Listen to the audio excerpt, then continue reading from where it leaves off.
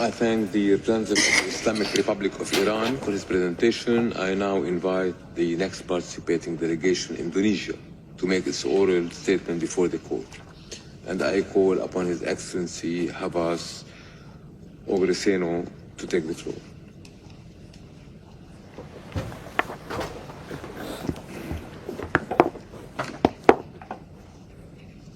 Mr. President, Madam Vice President, honorable judges of the court, I have the utmost honor and privileges today to deliver submissions on behalf of the Republic of Indonesia on the request for an advisory opinion of this court concerning the obligations of states in respect of climate change. Climate change stood as one of the greatest environmental challenges to humankind. It is recognized as one of the most complex, multifaceted, and urgent threats. The Intergovernmental Panel on Climate Change reported that there is a rapidly closing window of opportunity to secure a livable and sustainable future for all. Climate-resilient development integrates adaptations and mitigations to advance sustainable development for all and is enabled by increased international cooperations, including improved access to adequate financial resources, particularly for vulnerable regions, sectors and groups, as well as inclusive governance and coordinated policies. To address the adverse impact of climate change, countries agreed to take efforts individually and collectively to take necessary adaptation and mitigation measures, guided by the principles that are enshrined in Rio Declarations on Environment and Development 1982 and the Paris Agreement 2015. I wish to go through these instruments and also other instruments such as United Nations Convention on Law of the Sea 1982 and those of human rights nature, taking into account Indonesia's perspective of their role in stipulating states' obligations regarding climate change and greenhouse gas emissions, and what those obligations entail for state and community of states.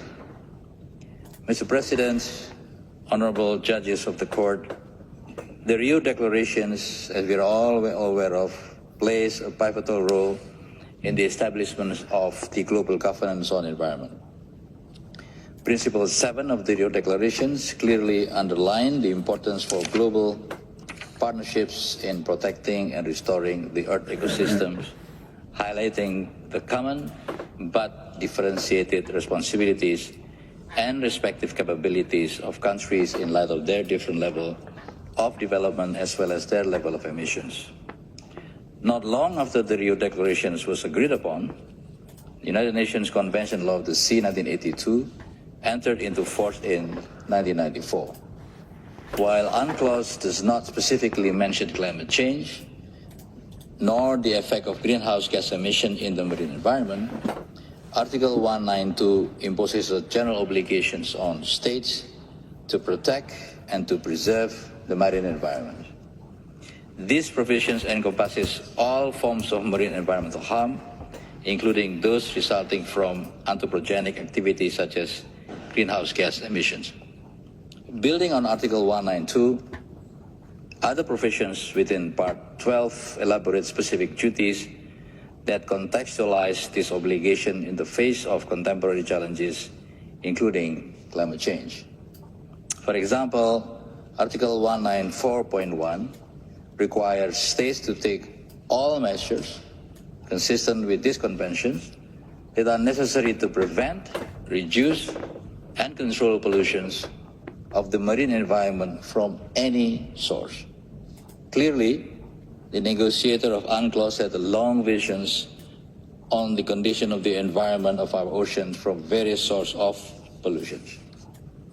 It is also pertinent to consider international climate change agreements complementing the obligations under UNCLOS. Article 4 of the UNFCCC underscored the commitment of all parties to promote, cooperate in the development, applications, and diffusions, including transfer of technologies, practices, and processes to control, reduce, or prevent anthropogenic emissions of greenhouse gases in all relevant sectors. This commitment directly supports the objectives of marine environmental protections under UNCLOS by addressing land and atmosphere-based sources of pollutions that ultimately affect the marine environment. Furthermore, it is important to also take into account the recent advisory opinion on climate change and international law by International Tribunal of the Law of the Sea, ITLOS. The tribunal explored states' obligation under a number of UNCLOS articles. On Article 192, the tribunal states that it imposes a general obligation on state parties to protect and preserve the marine environment and can be invoked to combat any form of degradations of the marine environment, including climate change impacts. In relation to Article 194, Paragraph 1, while it does not mention greenhouse gas emissions, the tribunal noted that the compound objective should be understood in the context of the comprehensive nature of the obligations, and thus interpreted that this paragraph also covers anthropogenic emissions. ITLOS stipulated that state parties measured to prevent, reduce, and control marine environment from anthropogenic emissions should be determined objectively. The scope and necessary measures may vary in accordance with the means available to state parties and their capabilities. As the largest archipelagic state in the world, with more than 17,000 islands, Indonesia is not immune to the multidimensional impact and existential threats of climate change. On the contrary, it brings particular challenge to the coastal environment and communities. They are vulnerable to one of several impacts of climate change, the sea level rise. Data compiled at national level shows that Indonesia experiences about 4 to 7.6 millimeters increase of sea level rise since 1992. The rising sea level threatens to flood many coastal and low-lying areas of Indonesia, both in large islands as well as in small and outermost islands. Such areas have experienced damages to the infrastructure, disruptions of livelihood and economic activities, as well as displacement of millions of peoples. Currently, the main instrument for states to protect the climate system from greenhouse gas emission is the Paris Agreement. While the Paris Agreement has referred the word ocean, the last part of our planet, in only once in just one paragraph, it stipulates obligations for states to take major efforts through their NDCs to address the effect of climate change. The Paris Agreement sets temperature targets in Article 2 and outlines objectives to enhance climate resilience. To achieve these goals, Article 4 obligates parties to prepare, communicate, and maintain NDCs reflecting their highest ambitions. To align with these objectives, Indonesia has taken various steps, including decreasing fossil fuel consumptions, transitioning to clean energy, to the net zero emission roadmap 2060, to reduce marine plastic debris by 70% in 2025, and implemented a moratorium on new permits for clearing forest areas and peatlands, which contributed to a decrease in deforestation. Indonesia has managed to reduce deforestation by 75% and rewet more than 800,000 hectares of peatland and restore over 2 million hectares of peatland. Mitigation and adaptation measures require substantial financial resources, and the Paris Agreement highlights the need for developed countries to take the lead by providing financial support, transferring environmentally sound technologies, and building capacity in developing nations. Article 6, 9, 10, and 11 create the space for countries like Indonesia to tailor their policies while relying on international cooperations to address resource and capacity gaps. Thus, while universal in scope, the agreement enables diverse strategies to achieve shared climate goals. However, while Paris Agreement is legally binding, financial commitments, technology transfer, and capacity building often fall short, undermining the ability of developing nations to meet their climate objectives. The rhetoric of highly ambitious climate actions collapses, as illustrated in many negotiations in any multilateral environmental matters when it comes to mobilizing finance. The recently concluded COP29 in Baku, while indeed concluded with a deal of $300 billion annually, did fall short from the requests of the states most affected by the impacts of climate change. To provide some perspective on the magnitude of financial requirement to mitigate and adapt to climate change, Indonesia alone, we require $281 billion from 2015 to 2030 to address climate change challenges. Our national budget can only cover 18% of such financial requirements. This means that we need external financing on climate change challenges. Mr. President, honorable judges of the court, the point of climate finance obligation is to provide states with less capabilities with resources needed to implement their obligations in protecting the environment. That is the context that Indonesia wishes to elaborate, and not in regard to reparations. The latter point requires a court to establish that a clear violation has occurred under certain international provisions, assess the harm to enable it to come to a decision. That is not a course of action that we pursue here through this process, particularly noting that the Paris Agreement does not include any clause of article on liability if a state fails to reach its indices. This further underlines the notion that the agreement confers its state party obligation of conduct, not obligation of results.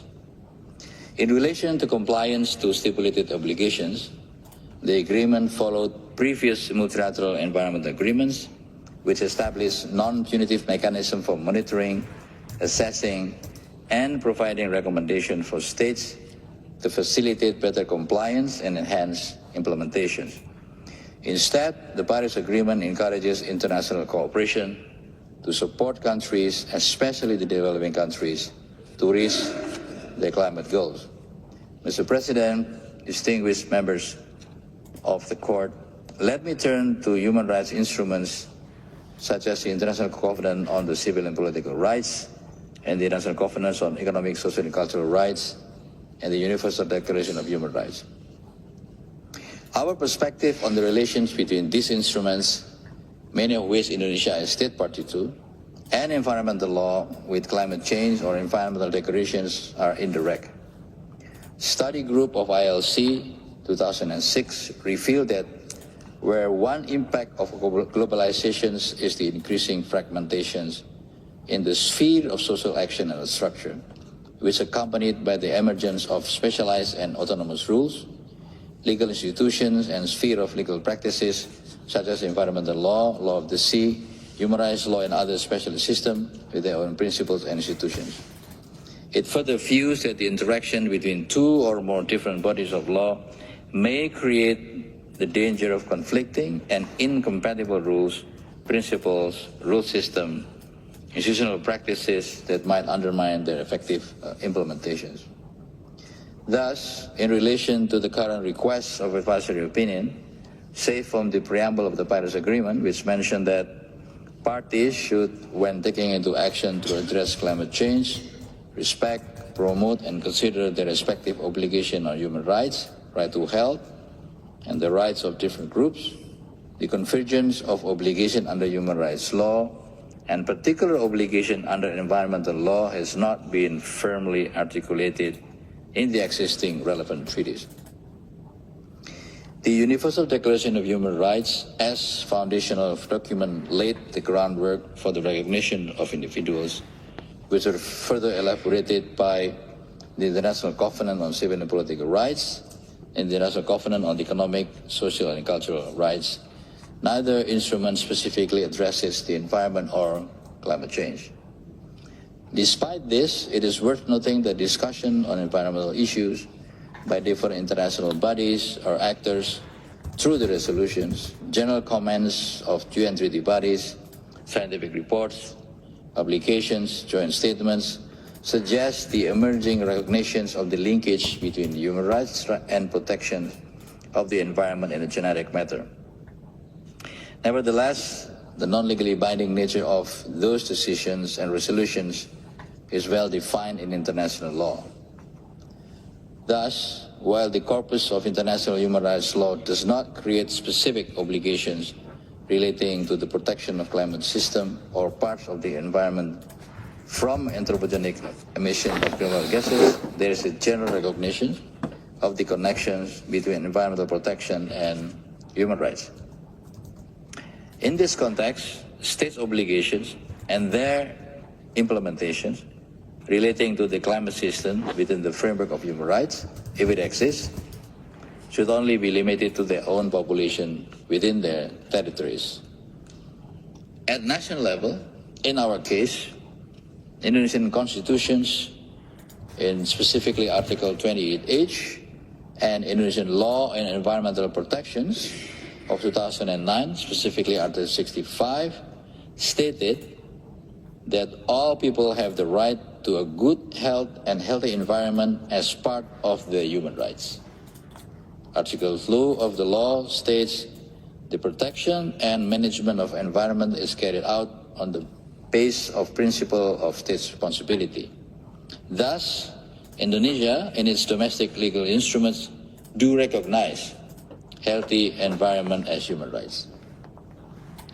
However, in our jurisprudence, numerous environmental cases involving both government and corporation, courts have ruled that unlawful acts were committed, requiring responsible parties to compensate for material and non-material damages resulting from environmental harm, but these cases often address issues such as deforestation, pollution, and other forms of environmental degradations.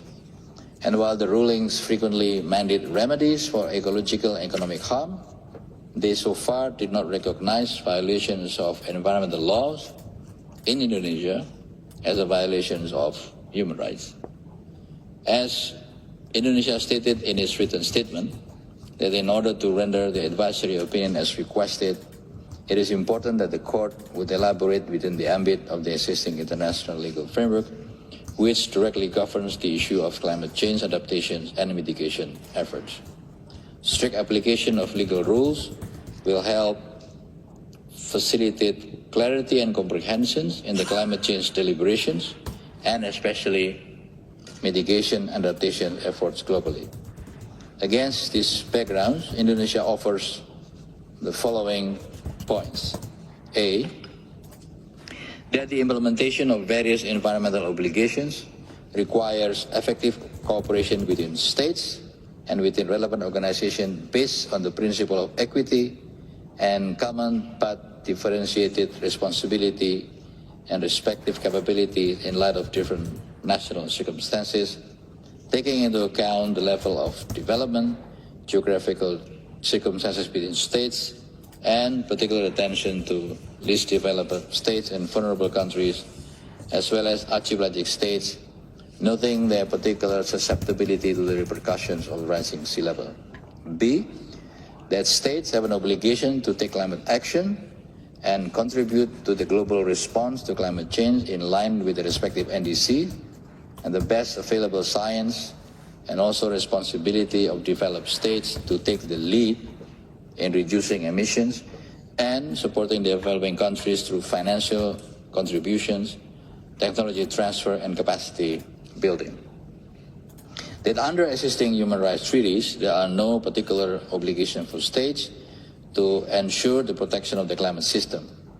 This position is taken with cognizance of an emerging political recognition of the linkages between environmental protection and human rights. And while noting the attempt to develop a new human rights instrument to a decent and healthy environment, the fact of the matter is that such human rights instrument is not yet discussed or planned to be discussed in any multilateral settings. In line with the existing international legal framework, particularly the Paris Agreement 2015, Indonesia urged developed countries to fulfill their existing obligations in assisting developing countries with respect to both mitigation and adaptation by providing financial resources. Mr. President, honorable members of the courts, Indonesia believes that the opinion of the court will serve as a meaningful guidance for many stakeholders to interpret international law on climate change. It will also influence the future political deliberations to shape the next global climate change governance. To conclude, it is our fervent hope that the information and observations furnished by Indonesia in its written statement and again today in these oral proceedings will be of assistance to the court. I thank you for your attention. I thank the representative of Indonesia for his presentation. This concludes this afternoon's sitting. The oral proceedings will resume tomorrow at 10 a.m. in order for Jamaica, Papua New Guinea, Kenya, Kiribati, and Kuwait to be heard on the questions submitted to the court. The sitting is closed.